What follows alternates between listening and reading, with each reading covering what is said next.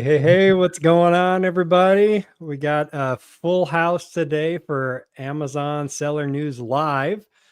Appreciate everybody out there joining us. We've got Noah from My Amazon Guy, Danon from Ecom Triage, and John from Trellis. So, guys, appreciate you joining us today, or joining me today, I should say. Yeah, buddy. Always happy to be here. Yeah, going to be a good one, I think. I just got it connected, folks. For Nice. anyone that's Okay. watching and didn't realize, LinkedIn was making me give them my birth certificate, social security number to connect it. So yes, we're good. Yeah, that was a little crazy doing I had my license out, everything out, a blood sample out. But all right, yeah, we're good to go. So appreciate everybody joining us. So we've got some good news today. Some interesting news with ChatGPT, a lot of AI news that Noah's got some big opinions about. Our first one here, he said already, so that's good.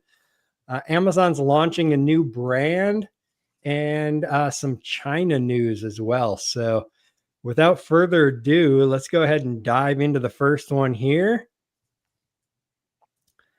So ChatGPT is now 20% of Walmart's referral traffic, while Amazon wards off AI shopping agents. ChatGPT is becoming a major driver of online shopping traffic, accounting for 20% of Walmart's referrals and significant shares for Etsy, Target, and eBay.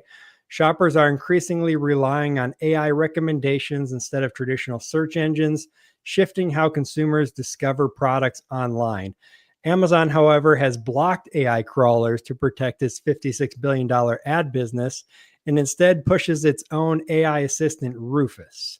For Amazon sellers, this means rivals may gain traffic from AI tools while Amazon maintains a closed ecosystem, so staying alert to how AI shopping evolves will be critical. And by the way, we're going to go over to Noah here in a second, but if you're out there watching, if you have any opinions on the news, or just anything Amazon in general, throw them in the comments and we'll bring them into the show. So let's jump over to you right away on this one, Noah. Okay, so I do have big opinions on this because lots of people were making a stink about this week and talking about it. And so I started doing some digging because I was like, where are these numbers coming from, right? And so there were a couple of studies that were ran on this. And the thing is that I could tell a lot of people were just reading the headlines. Nobody actually read the study. So I read the study. And I already told this to Todd, but for Dana and John, I want you guys to just take a quick guess. How much of Walmart's total traffic do you think comes from referral? As a percentage? I'd say 12%. Okay. I'm going to go with higher than that. I'm going to go with upwards of 30%. Well, John, you're way off. You got one number correct. 3%. 3% of all of Walmart's traffic is referrals. So looking at like this number where people are like, oh, ChatGPT is 20% of Walmart's referral traffic. It's like, cool. That's 0.6% of all of their traffic, right? Still a lot of traffic. I'd take that to my website any day.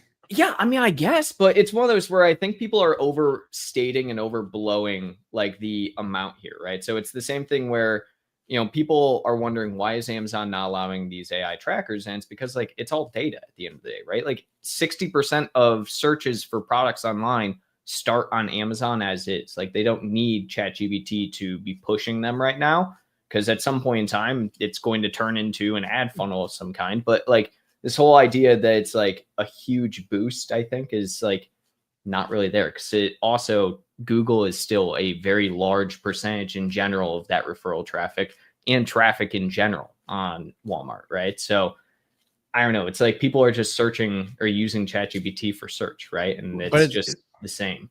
It's a matter of how are they searching for it, right? So you're going on ChatGPT and you're saying, find me the best waffle maker that's under $30 with good reviews.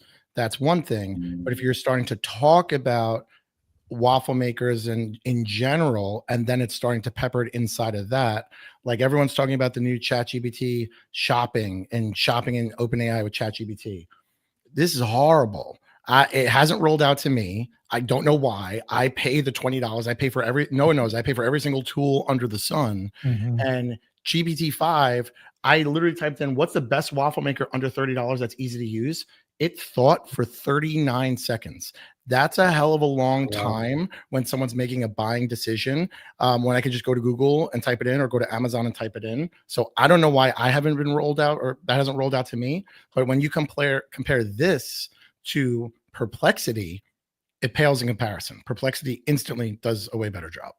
You know what's crazy? Now- You're saying it hasn't rolled out to you. I was a part of the beta program for it like 6 months ago. Anyone watching knows that Noah and I probably talk every single day, and he tries to one up me, and I try to one up him, and he'll have today. That's fine, but that's Just to confirm real quick, John, on ChatGPT, you have auto selected. You don't happen to have thinking selected in the upper Nope. left. Nope. It's always thinking drove me absolutely insane. Yeah. I have no patience for that. It's always on auto, so it gets to decide. Yeah. But I Okay. did a video like comparing the two, where a simple search for this, literally the same prompt that OpenAI puts on their website. I think they put best running sneaker under $100, and it took forever for it to come back. And when it did come back, it was not in that UI that they're talking about. Okay. Yeah, so it's still in beta, rolling it out to various people then, it looks like. But I did ask Grok, Noah, and it backs you up that it says referral traffic constitutes less than 5% of the total website visits to Walmart.com. So Yeah. Well, and I actually just looked. So I did a thing. I was just like asking GPT. I'm like, hey, so what are the best grills to buy? Right. Mhm. And for reference, I would think like Walmart, if it's like a huge thing, or any of these, like it would be big. The first one takes me to Weber's site, which is great. That's the new Shopify stuff, right?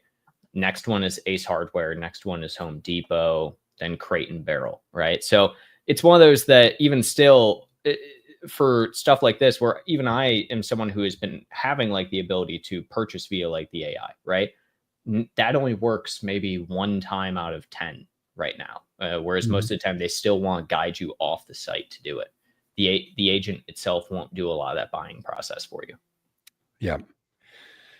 Yeah, it's a work in progress. I mean, I've said it before, but AI is in its infancy mode. It's like going back to the internet in the early 90s, 1995 or something like that.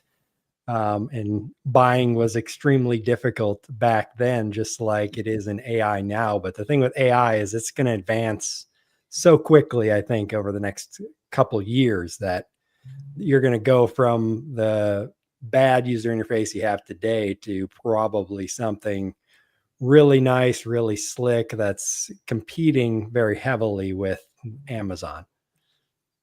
And I hope that happens, and that most of the results are not from Amazon. Well, yeah, that's the thing. Amazon is blocking the AI agents, right? So They'll my come to their first senses thought on of this was like the competition between Android and Apple, right? Apple is a very closed ecosystem. Apple itself is one of the most profitable companies in the world. But Android has a bigger user base, and they're more of an open source system. So it's going to be interesting to see if Amazon goes the route of Apple and tries to stay closed, and what kind of effect that will have as these other companies like Walmart and Etsy and eBay and all of them kind of go more open source with ChatGPT and other AI systems. And I think look they at will. it. Yeah, I mean, I look at it really similarly. Like the reason Amazon's doing this, again, like over 60% of online like product searches start on Amazon as is right now. Yeah.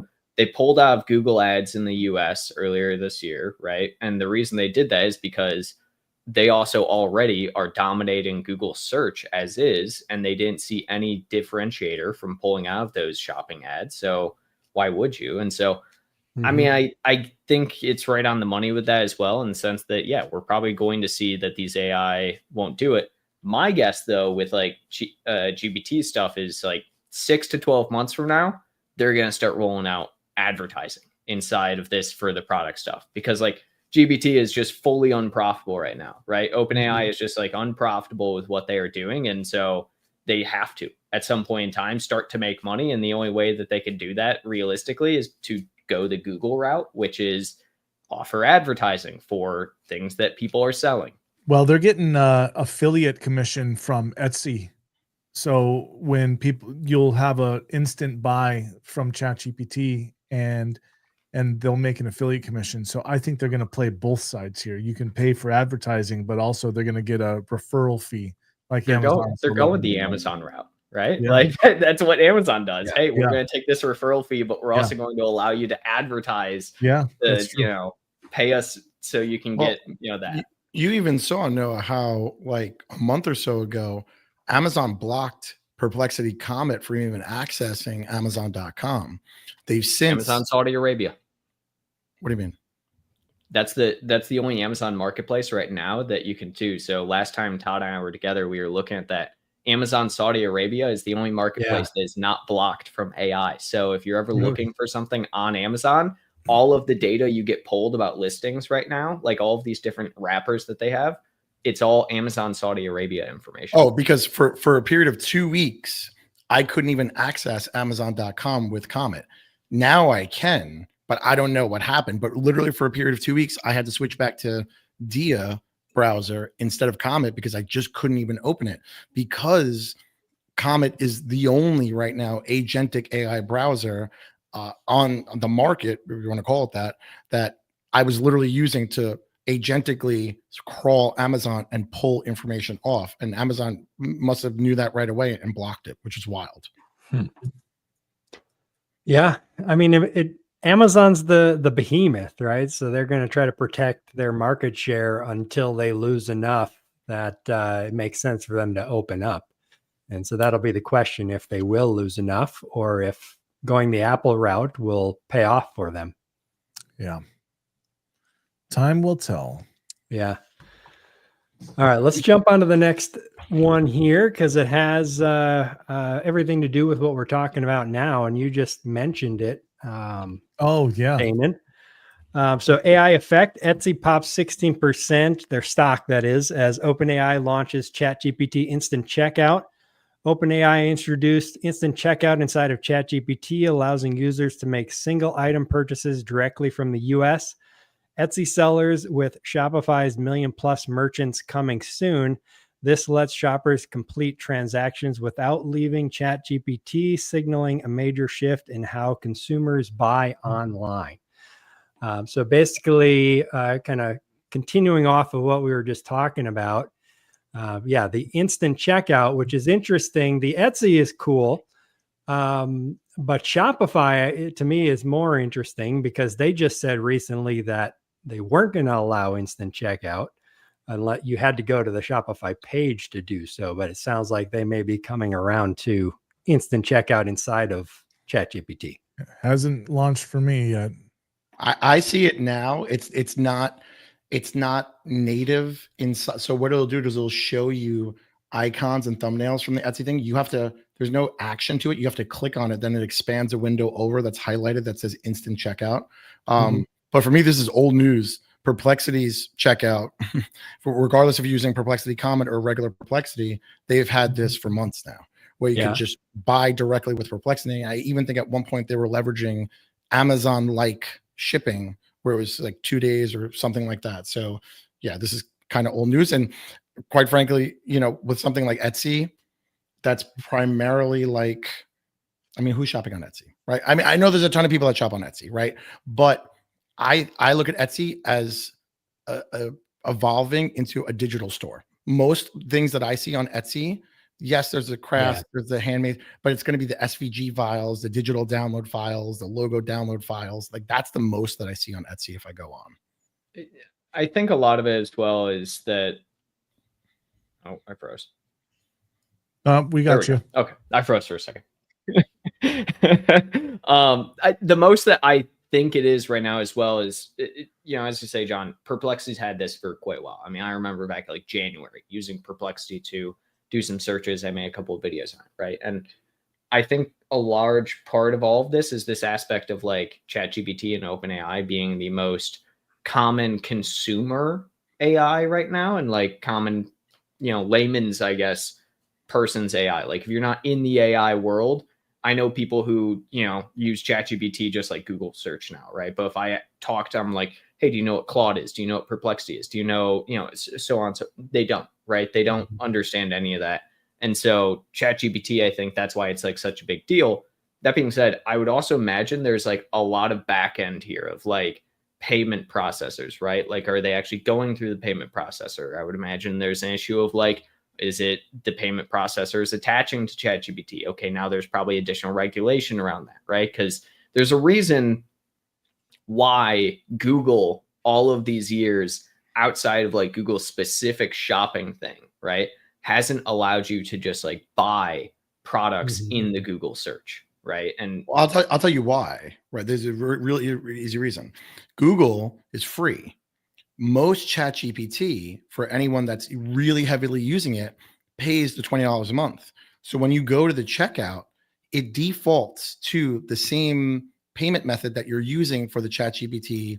So that's the connection, right? Google, there's the friction point of like, it's free, anyone could use it.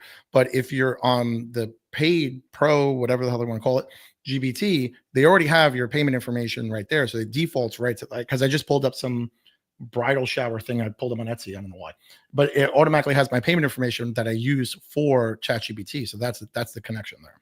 yeah, that's fair. Yep. Interesting. Yeah, that's interesting that it's using the card built inside of ChatGPT versus one that you might have saved in Etsy or a Shopify store or something. Well, because it doesn't have, it doesn't know that, right? Because Yeah. you're staying inside the GPT world, and there's that. What Noah brings up is interesting. So if the payment is made through OpenAI, right? Are you getting, as an Etsy seller, instant? Like, what does that look like if someone wants to shop directly on Etsy? What does your payout look like versus if they buy through ChatGPT? Is it a longer duration for you to get a payout? Is it instant payout? What other fees are involved in that, if any? How do chargebacks or disputes work with those kind of things? Are there stricter guidelines? Those are the questions that I would have if I was an Etsy seller. Yeah, that's a good question. Like, what's even going to show up on your credit card bill? Is it going to be a charge from OpenAI, or is it going to be a charge from Etsy for that product? Yeah, good question. But then if you try to return it, Etsy's like, you didn't buy anything. Yeah, there's no order ID here. Yeah, that's interesting questions that have to be answered, and I'm sure people are working on that, fixing or resolving or handling those kind of questions. But the other thing too is, I'm looking at something right now, the bridal shower shirt or whatever it is. It's only 2 images inside of ChatGPT, right? That are commanding for you to then buy. When you go to the PDP or whatever you want to call it for Etsy, there's a lot more images that make it more compelling to actually want to buy from. What kind of attribution is there for, if like, how do you control, or how is there any control over what images are shown for shopping with Etsy on OpenAI and ChatGPT? Whereas you, as the seller, want to say, no, those 2 images you pulled sucked. They're not going to work and they're not going to convert. Use these images instead, because it looks like it's only pulling 1 or 2 images from a PDP that have a ton more assets on it. Yeah, that's why I say, AI is like 1995 internet right now. When engineers are building things, for whatever reason, they like to make the worst user interfaces the world has ever seen. And it's just, that's what's at all these AI companies right now, is engineers. You don't have really a lot of marketers or user interface experts and product testers for the shopping and stuff like that. And that's what's missing, where Amazon has had that forever to build out their shopping experience and make sure it's as easy as possible. So I think eventually you'll see that shift where these companies start building out that side of their business and make their interfaces a lot more user friendly outside of, computer geeks or nerds or whatever you want to call them, like all of us here. Well, at least myself. I guess I don't want to speak for you guys, but I think Noah's a geek for sure. We're all pretty experienced on computers compared to the average person out there. I could be a geek. I keep magic cards. on my Oh, desk. you've got the magic cards. They're on my desk at all times. So I mean, I'll take that. Have you, I'm sorry. Have you played Steven in Mag yet or no? No, God no. I tried and I lost. So, In Magic the Gathering. oh Yeah. yeah. Steven has those, banned cards that are super expensive, and he has competitive decks. I don't even know why I tried. Okay, nice. I played back in high school, but I haven't played for a long, long time. Tried the online version a few times. That was kind of fun, but I don't know. Anytime I play games nowadays, it's like I feel like I should be doing something more productive. Not me. Oh, Now you're a gamer still, Danon? I play games all the time. I have a game I like to call "Let's Get Through the Day Without Breaking Something and Yelling at My Kids." It's a fantastic game that I always lose. Yep. Yeah. That's a good one. I'm learning that game as well. You don't have any kids yet, Noah, right? Or do you? No, I do not. I just get to have creepy clowns surrounding my place at all times. Those are your children behind you. Yeah, if he did have kids, they wouldn't be there any longer after going into that office. Yeah, there you go, John. That's how you keep them out. Get some clowns. I'm sure that'll work for you. Yeah. Let my kids come to your home office over there. Those clowns will be hanging from outside the window. Let me stop. Yep. All right, we got a comment that we can bring in here from Luvdo. Sounds like it'll be a lot harder for new products to be seen since AI will suggest only certain products over browser showing a large list from search. Yeah, I wonder about this because, just like Google's search results right now, it's just a carousel of a few products, and you've got even less real estate on OpenAI, or on ChatGPT. So what is that really going to look like? I think that if I had to go with how I look for products on ChatGPT, is I am doing product research for the best option for myself. Would I purchase through ChatGPT? I don't know. Maybe once it becomes convenient like Amazon, yeah, I would. But I'm using it for product research, not for product purchase. We all use AI a lot in our businesses today, all four of us. Have any of you purchased anything through an AI? No. John probably has. No? Okay. Nope. Yeah. See, No, I have not. I know it's a fledgling system, but like you can do it right now, but I haven't. I don't trust it. Well, you have to think about who is. You have to think about the ICP, right? Yeah. So there's people that go to Best Buy. There's people that go to Best Buy, hold a product, and they'll buy at Best Buy. They'll never buy online. There's people that go to Walmart and they'll walk in the store and they'll buy from Walmart. They'll never buy from Walmart.com. Then there's people that will go to Amazon that will never set foot in a store and they will buy on Amazon.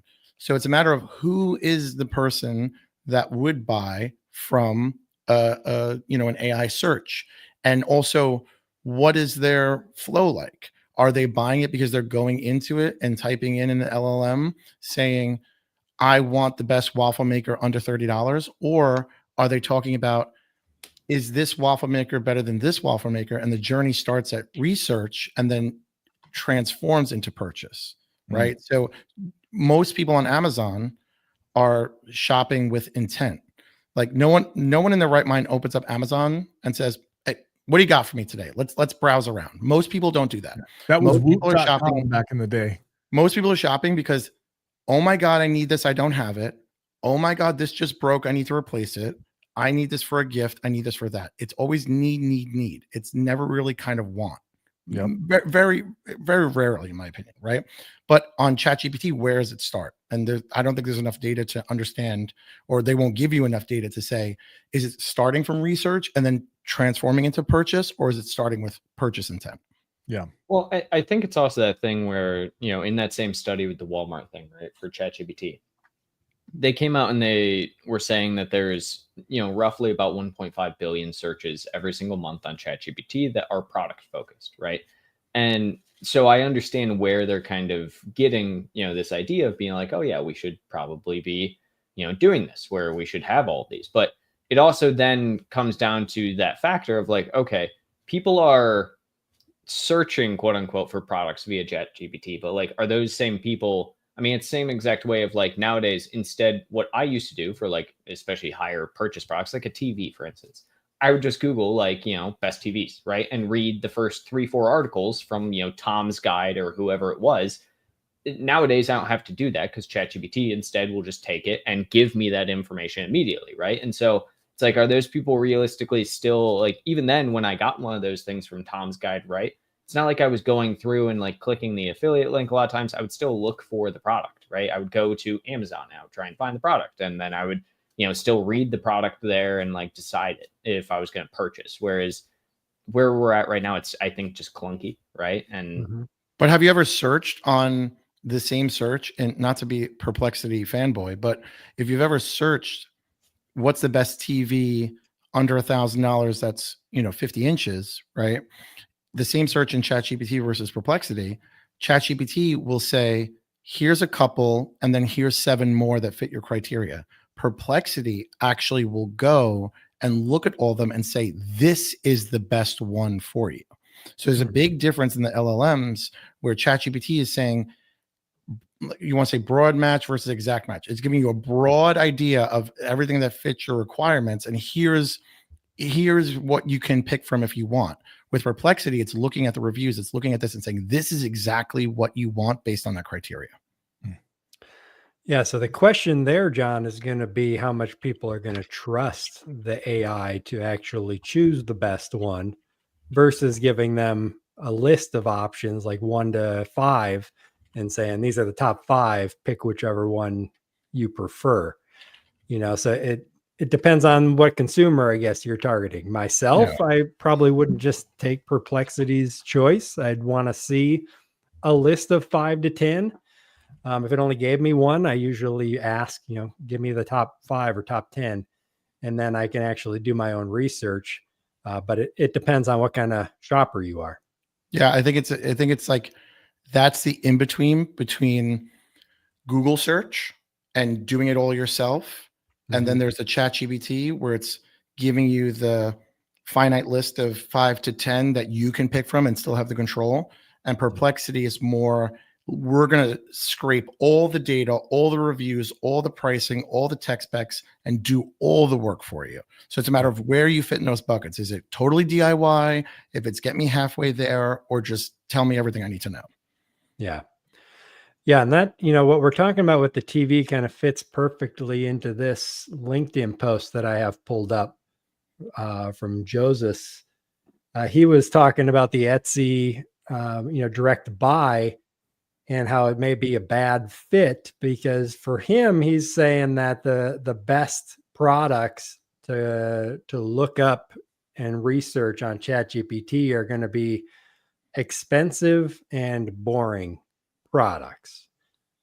Boring is subjective. I think a car is not necessarily boring, but they're the more expensive products that are not like fashion and things like that you're going to do more research on and not just buy the first one that pops up. I'd agree with that, right? Like when someone's buying a $600 or $700 Dyson, they're not going to, they want more information on it. So that's when they're going to go to something like ChatGPT. And I would be so inclined to say like that one would start with, what's the best vacuum, or why is the Dyson this good, or how does the Dyson compare to this? So that journey is not starting with, show me the Dyson to buy, and then they're just going to buy it. So they're starting off with the research to understand more, right? Because I've purchased many strollers in my day. Those things are friggin' expensive. And you want to know, how does it fold flat? How does it fit? How does it store? How does it go? But I think all those different quadrants fit all different other kind of routes that you would take to find. So like, fun and cheap, right, is the Instagram, TikTok, That's where that journey's starting. Expensive is fun, and fun is kind of also in that same realm. And boring and cheap, when we talk about automate, well, that's just Amazon Subscribe and Save. All that crap that's on there is all on my Subscribe and Save. I don't even think about socks or toilet paper. It just comes to me. Yep. You buy socks over and over again? Don't get me started on Dude, socks. I do. Socks in my house. Socks. As soon as I take the socks off and put them in the laundry hamper, I might as well just throw them out because they're gone. I can never find them again. I'm doing the new DJ Khaled way of just, I'm going to buy socks, wear them once, and then if they come back around again, if it was meant to be, let it go. If it was meant to be, it'll come back to you. That kind of mentality. My girlfriend asked me what I wanted for Christmas this year. I know, crazy, because it's only October. I told her I wanted a year's supply of socks, a new pair for every single day.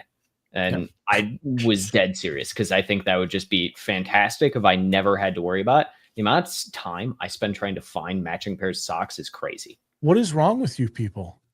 They just disappear, Danon. I don't know what to tell you. I do laundry. There's only 2 of us in the house. It's like I do laundry and somehow they're gone. They evaporate into thin air. I don't know. I'm getting the death stare from my wife. Apparently, for my own health, you guys are so right. That's horrible. I totally agree with you. Okay, she's smiling now. I'm good. I don't know. I just buy like 20 pairs of the exact same socks. So that way, no matter which 2 I grab, they're always a pair. That's nice. how I But do it. you're talking about you can grab 2. I can't find any. I have a house of 5 people, mind you, and I am wearing my wife's socks right now because I could not find socks, and that was the only pair of socks I could find, and I don't care. Noah, I'm putting that on my birthday list that I want a year's supply of socks this month later for my wife. There you go. Yeah. All right. Nice. Well. Yeah. It's it's going to be fun to watch the AI shopping revolution. That's for sure. It's definitely going to be coming. It's just a question of how far off it is before it really makes a dent in normal shopping. I was just reading that Google Shopping is still approximately 41% of US shoppers use Google Shopping when they're searching for products to buy. And that's the share I think that ChatGPT and these other AIs are going to steal first. And then Amazon is probably going to be secondary after that. But it's a matter, you have to steal something from a market that already has acquired it. Like it's impossible to steal my business for toilet paper. It's already on Subscribe and Save. It's already done. There's no stopping that train, right? So how do you steal market share away from Amazon from that Subscribe and Save? It's virtual for something commoditized and everyday like toilet paper, paper towels, socks, deodorant, soap. It's I would say impossible. Yeah, I want to say nobody, but I'm sure there's one person out there, but almost nobody is going to ChatGPT and asking them which is the best toilet paper for me to buy. That's for sure. There's some maniacs out there that are like, I'm sure there's some. Do the extensive research on 2-ply versus 3-ply with ripples and No, it's got to be bamboo toilet paper. Have you ever used bamboo toilet paper? Mm-hmm. It's horrible. Mm-hmm. It's horrible. Yep. Yeah, can't say there's a bamboo toilet paper lover out there who is going to see this exact clip and they're just going to go on Reddit and hate us. Yeah, that's all right. They're gonna blast the show and triple our viewership. Yeah, that's right. There you go. That way we'll have 3 people watching. Yeah, right. All right, let's jump on to the next one here and change topics a little bit. China reaches global majority on Amazon. Chinese sellers now make up 50.03% of Amazon's global active seller base, marking the first time they've surpassed half of all sellers across international marketplaces. Their rise has been fueled by AI-powered listing optimization, proximity to manufacturing, and government export subsidies, allowing them to compete on price while scaling quickly. For Amazon sellers in the US and other regions, the key takeaway is that while Chinese sellers dominate in the numbers, American sellers still generate more revenue per seller, averaging over double the sales. Competing successfully will require leveraging AI tools, improving efficiency, and differentiating through branding and premium positioning rather than just pricing. Oh my God, Todd, is the sky blue? Is the grass green? China is the most on Amazon. I never would have guessed it. I never would guess that, US sellers that have to actually, submit actual cost of goods information and pay actual customs duties and fees and have higher priced products that aren't crap would, outdo revenue from, $2 knockoff. You guys going on haul recently? I posted a No. thing the other day. They do on haul now, they do dollar products. Do you know that? Do they? Yeah, Dollar I'm going they on cap right it now. at 3. You can only have 3. And if you buy anything else on Amazon to get your overall like order basket over $25, it's free shipping. Who's making money on this, right? Like, and it's like, Yeah. why is Amazon even appeasing it? Hold on. How much does hold on, Amazon make on hold that? on, hold Like on. 2 cents? Why is Amazon appeasing it? I was just seeing I had $3 in my wallet, so I could just throw it away because that's exactly what you'd be doing if you bought $3 items on haul. Amazon's doing it because they're coddling and stroking and appeasing China sellers just like they do when it comes to advertising. Oh yeah, look at all the quality stuff. Look at that's great. Mhm. Look at the little eyeballs that are blinking there. I've never seen this on Amazon. Yeah, because that's basically wish.com. They basically just have that inside Amazon. The point is, Noah, you've seen this, we talked about this before too, is that the same people that are the majority are the same people that are allowed to run sponsored product ads with hero images that break every single guideline, image guideline, brand guidelines that you want. If you look at things like footwear and workwear on Amazon, which is their space when it comes to Zappos and shoes, you're supposed to show one shoe, 45 degrees, nothing more, nothing less. You have China sellers showing lifestyle images, hammers on steel toes, icons popping out, and that's going through as a sponsored product ad. But if an American seller went to go do that, they would be crying on eBay or Walmart to try to sell their stuff because they'd be banned on Amazon. Mhm. Are any of you 3 in Minnesota by chance? No. You're not. Yes, I am. Why? So I just went on there. You can buy a Minnesota state flag, 3 foot by 5 foot, for $1. And not only can you buy it for $1, you can save 25% at checkout. Ooh, nice. The entire state of Minnesota should do something about that. That's great. Yeah, it's just crazy. And I seen too that Amazon Haul just opened up in France and Spain. So That's wildly they're actually offensive expanding. that the garbage of Amazon Haul is expanding to other countries. I agree.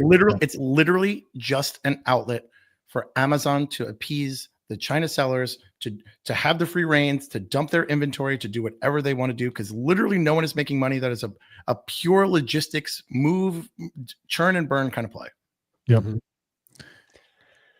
Yeah, it's I don't know. It's one of those things that there's people that buy it though, right? That's the But if you were to look at the thing. people, here's the thing. If you were to look at the people that buy from wish.com, from Temu, from anything like that, sure, the stuff is cheap, right? But what's the return rate for them buying the same thing? They're not. And there's no way those reviews are great. If you've ever bought anything on any site, I'm not knocking Temu or anything like that, but anything that's $1, people's expectations should be $1, but they're not. And people get fooled. And there's millions of TikTok videos where they show, hey, I ordered this on Temu. I ordered this shed, and they get it, and it's a dog-sized shed. Oh my God, I thought it was going to be this huge, giant thing, But there's no way that someone's saying, wow, I ordered that, dog harness that was $1 on Amazon Haul. I can't wait to go back and get 4 more of them. No, they got pissed. It probably didn't work. It probably broke. And what did they do? They're not going to go and leave a negative review because it was $1. It's people value time over money. For buying something for $1, if it doesn't work out, if it's garbage, what do? Anyone on this call, anyone watching it, you're going to take it or throw it away and keep on moving with your life. You're not going to go and spend valuable time to write this extensive negative review for $1. Then they know that. Yeah. What you receive from Haul or Temu or any of those is definitely not going to exceed your expectations. That's for sure. No, just going to be some cheap junk. So I don't know. What do you guys think? It with all the everything that's going on with like closing the tariff loophole and the added tariffs and stuff like that, do you expect to see this China majority ever change, or do you think it's just going to keep growing? I think that the sellers and manufacturers have already taken things into account and have inventory in the United States, a lot of it. And if they don't, they'll run it through Mexico or something like that. The Chinese sellers, you're saying, or Yeah. Well, Yeah. think about it like this. If something costs you 10 cents in China and you would slap a 500% tariff on it, do you really think they're going to stop selling that? Okay, so it went from $1 to $5. It's still going to be cheaper than anyone else out there. They're still going to sell. It doesn't. That's the thing, though. It doesn't go to $5. That one of the primary problems with like battling Chinese sellers all these years is the aspect of they're not representing their true cost of goods. Tariffs do jack all to a Chinese seller because it would require them to play by the rules, which is represent what their actual manufactured cost of good is prior, right? For a tariff to do anything. But if they're already just listing their manufactured cost of goods for what a US seller for the exact same product is saying $2 a unit, right? They're just representing it as 2 cents a unit. And it's like there's literally zero change for them. Oh, instead of 2 cents, it now costs them 10 cents.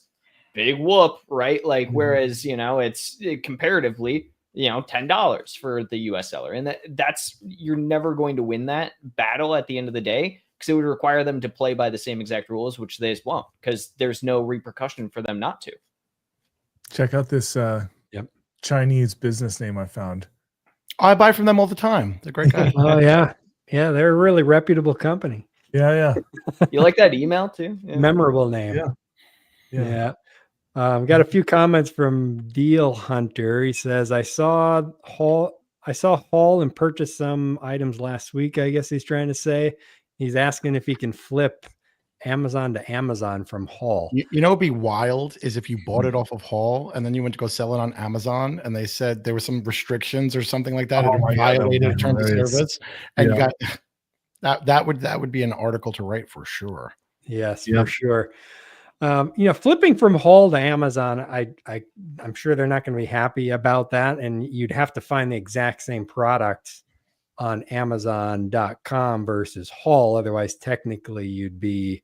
What would be wild is if you had brand registry for a brand, bought a hell of a ton of a $1 item and just called it your own brand, and then was reselling it like that and making a killing off of Amazon's own business. That'd be interesting. Yeah, you could definitely. I mean, people do that from the dollar store all the time. I was just reading an article of someone. I forget what the product was, but they're buying it for $1 at Family Dollar and then selling it on Amazon for like $12 and just flipping them. So people do it from the dollar stores to Amazon. So doing it from Hall to Amazon, I'm sure would be possible, but you may be violating some terms of service on that. There's a good business model right there, Amazon, if you're listening. If someone has a buyer account and a seller account, let them connect the two and then just buy the item from Hall, offer it on Amazon and do MCF and just send it right over there. No, why not? Why not make the fulfillment address the FBA center and just send it right back into FBA under your own shipment, and then get the hazmat warning, and then get. Yeah, Deal Hunter said he was happy with his purchase that he made last week. Hang on a second. And he did find the same product for $19 more on Amazon. Wait a minute, Deal Hunter. You just found, forget about having you just found an opportunity. Just start selling it. You bought it for $1 and you got it for 19. Go ahead. Yeah, give it a try. I mean, it's if you're getting the product to your house and then sending it back in, Amazon's probably not going to figure anything out, even if it is against terms of service. And if they do, then I guess you just stop selling it. I mean, no, you just move to China with your China address, and then everything's allowed. It's gated. Oh, it's a gated product. That's even better. Oh, you don't say. Oh, it's gated, but you can buy it on Hall. Oh. So you buy 100 of them from Amazon Hall and submit the Hall invoice to get ungated. Perfect. Oh my gosh. Yeah, yeah. I feel like all of us could harp on this for just ever. Yeah, it's one of those things that's just never gonna go away. I mean, it's just kind of the nature of the world. Amazon, or China, I mean, is the manufacturing capital of the world, and Mhm. until that changes, this is going to be the facts of e-commerce. Yeah. Here's my gripe. Fine. Give the whole world opportunity to do business, but don't sell garbage. You know, I made the joke Amazon trash haul, but I firmly believe that that's basically what's on there. It's just trash. Yeah. Now it could be changed. I was seeing some things on there like, it could be a good product, but I mean, it's so strange. Like, John, you said it when who does Hall cater to? Like, the listings are different, the display page is different, everything is totally different from the standard Amazon. It looks nothing like Amazon. It looks more along It's the not lines of like a catering Temu. to Amazon consumers. Like, Right. I mean, I think the deeper thing is like consumerism as a whole within, the US, and people buying trash that just buy trash. But like the people who are on Hall are never, like I said when Hall came out, like people were worried, oh, is this going to be a, new competition for me? It's like, no, the people who are buying from Hall are never going to be your buyer. Like they are not somebody who is going to go onto Amazon, find your product and buy it. Because the people who buy on these platforms, whether it's, Hall, Temu, Shein, like all this, like they're buying there for a specific reason. And it's because of exactly that they want to just like find the lowest price thing. They don't care how crap the product actually turns out to be. And they will continue going back, and they will see something else, and they see something shiny, and they're like, oh, it's like, I see the expensive one on Amazon, and I don't want to buy that one. I want to buy the cheap, inferior one because I don't want to spend the money. So it's not the consumer. 100%. Well, and here's the thing. It's not garbage products that are the problem. People buy garbage products all the time from Walmart and dollar stores. And as long as it works for whatever basic purpose they had until it breaks a few times in, they're fine with it. The problem more, I think, is the misrepresentation of products, making them look like they're not garbage products, and then also skirting all the rules and violating the rules and getting away with it, as you were saying, John. That's the bigger problem. I mean, there's a fair share of garbage out there. I'll be honest with you. Like when you're buying straws, for example, right? And you're buying a pack of disposable straws. There's the grade plastic where you put the straw in the cup, disposable cup, and it's going to go right into the cup. And then there's the kind of straws you put it in, it's going to flex and bend and curve and snap in half and stuff like that. Mm-hmm. So, to an extent there is, but I don't think the people that are spending $1 care if it's garbage. If you buy a pack of straws that are 100 and 20 of them suck and 80 of them are good, who cares? I spent $1, so.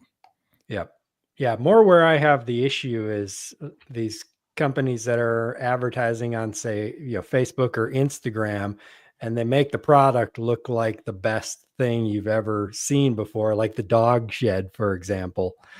They advertise it to you with like a lady standing by it, and it's bigger than the lady, and then you get it and it's a little miniature mock-up of it or something like that. That's where I have the bigger issue.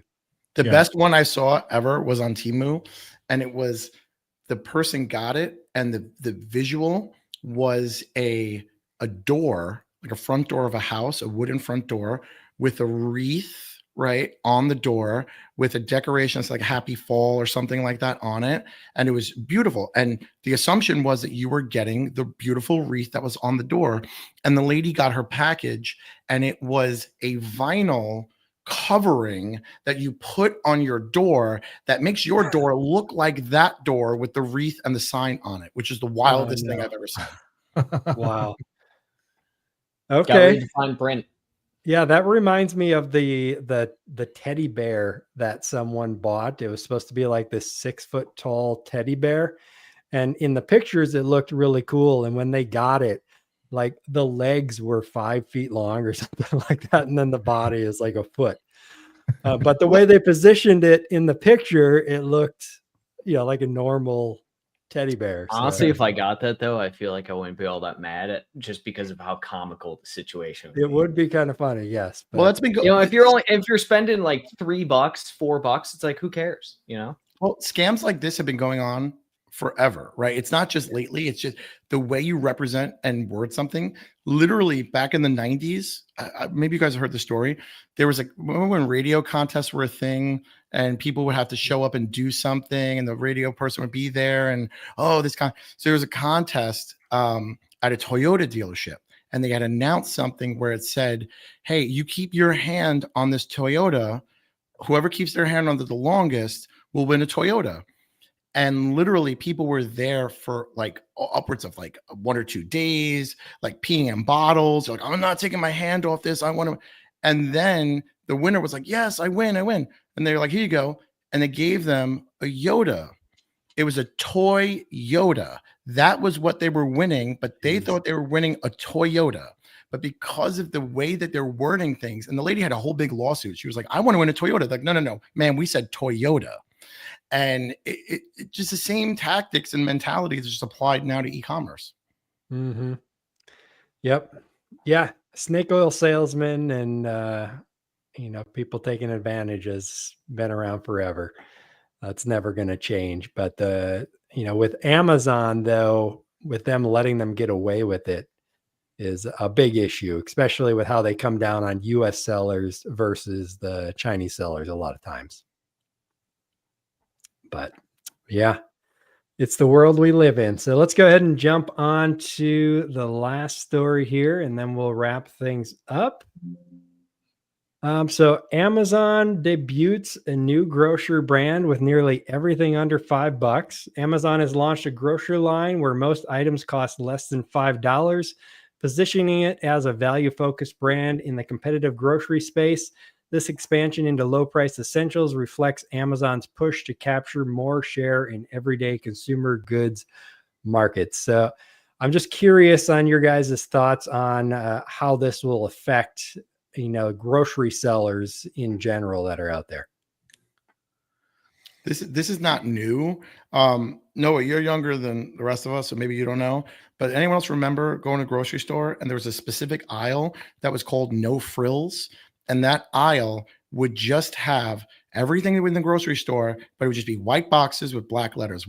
So it would be no frills cereal, no frills toilet paper, no frills soap, no frills this. And that was I've never seen that in my life. You've never seen no frills? Nope. Have you guys seen no frills?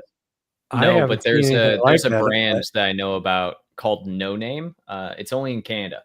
And No Name basically is that where like they don't care about the branding, which is hilarious because the No Name brand in itself turned into a huge brand. But like that's what they do is like they didn't care about any of that. And so they just sell everything you can imagine. It's just No Name brand. Yep. That's exactly what No Frills was in the grocery. And every grocery store in the tri-state area here in New York City had that. They phased that out because what happened was the grocery chains themselves were like, we're not going to do the no frills. We're going to do our own. So like ShopRite has like Bowl and Basket, like that's ShopRite's brand of pasta, of cereal, of this, of that. So it's essentially no frills, but it's just their own brand. That's all that Amazon's doing with this here. They're just making their own brand at a cheaper price.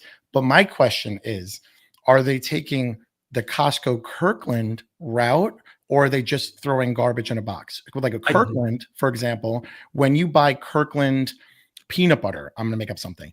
That peanut butter is sourced. It's really like Jif peanut butter or whatever it is. It's always name brand with a different label on it. Like if I look at these graham crackers or this applesauce, is it coming from another name brand that they've leveraged partnership with by just putting in a discounted price with their brand on it? Or is it inferior products? No. So there's nothing. This is one of those things that's been going on forever, right? So I mean, anybody who's literally ever been to like a name brand grocery store. So for around me, it's Meijer, right? So Meijer is like our grocery store, and you can buy the exact same product as any name brand, but it's just a Meijer brand version of it, right? And that's all this is Amazon is just doing that. Majority of these giant food companies and everything, and even it goes further than food. It's supplements. It comes down to, I mean, like even, like Metamucil or whatever it is, the like fiber thing, right? All of these.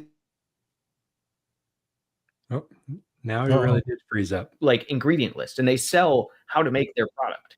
Oh, did I freeze up this time? Yeah, you Am did. I back? You're back now. You're back. Well, either way, so all of them sell their literal formula, right? And all of their ingredient list, everything, to anybody who wants it, and allows people to white label that exact formula. It's why you can get all of these, quote unquote, I mean, great value, right? Is Walmart's thing. Like this whole thing of like, oh, it's an unbranded thing. It's like, no, it's literally just the same exact product that probably cuts a few extra corners compared to the name brand, but it's going to be 95% the exact same thing. But it matters which one. Like I know when they deploy this even further, you're going to get a slew of YouTube and TikTok videos where they're going to say, hey, Amazon Groceries, chunky chocolate chip cookies, which is it more like? Is it more like Chips Ahoy, or is it like, what is it the dupe for? Right. Yeah. Because there's a woman on TikTok. There's a woman on TikTok that literally does this where she'll say, hey, do you like Chick-fil-A sauce? Oh, you do? We're in Walmart. They're great value. This sauce is identical to Chick-fil-A sauce. Or that's the thing. It's whether or not it is a dupe of something that's really popular, like Oreo. For instance, Oreo doesn't actually give their formula for Oreo out and doesn't let people to like white label it. Whereas, same thing with like Cheez-Its. They don't do that either. That's why like, people have like cheese cracker squares and everything, but like it's never the exact same because those are companies that never do. Meanwhile, you have something like Heinz, like ketchup, where they just give out the exact formula and you can purchase that at any point in time. And there are companies that will do that. I'm going to stop you on the ketchup. Have you not seen Heinz put out specific color branded guidelines for their hue of their ketchup for restaurants and businesses, for consumers to ensure that they're actually getting Heinz ketchup if it's in the bottle, versus, because what they were previously doing was doing those color coded bottles where you could never see the inside. So they were refilling it with off-brand ketchup, and Heinz had a big problem with that. So now Heinz, if you go and look at it, their marketing shows all ketchup is not the same, that if it doesn't look like this, it's not Heinz ketchup. Yeah, but that's kind of the point, is like, again, they'll sell the formula, but then the company that buys the formula will change X, Y, and Z because it's, 20 cents cheaper. And now they can sell a product that's cheaper than Heinz at a discounted rate, right? Yeah. Like that's the big thing that all these companies are doing. And at the end of the day, yeah, it's going to be probably an inferior slightly product because it's not, they're just doing it in mass as a unbranded, quote unquote, which is always funny to me. That's like unbranded when it's like just whatever the brand is, whether it's Great Value, Amazon Grocery, whatever it is. By the way, fun fact, in the 90s, they had, I think it was Heinz. They came out with green and purple ketchup. I remember that. Yeah. I am shocked they still don't have that because I would love food guys. So good. Yeah. My thought on this is that Amazon is only going to adopt the brands that have extraordinary sales velocity, where they can, you leverage their own system to basically take market share from Chips Ahoy, from Castrol motor oil / cooking oil, nuts, apple juice and stuff like that. So I think that Amazon is primarily going to sell garbage foods as compared to like Kirkland from Costco or Trader Joe's, for instance. They both heavily lean into their own brands, but they, by and large, do a really good job of sourcing like good quality products. And Amazon is not that. They don't give two shits about our diet. They just want the revenue.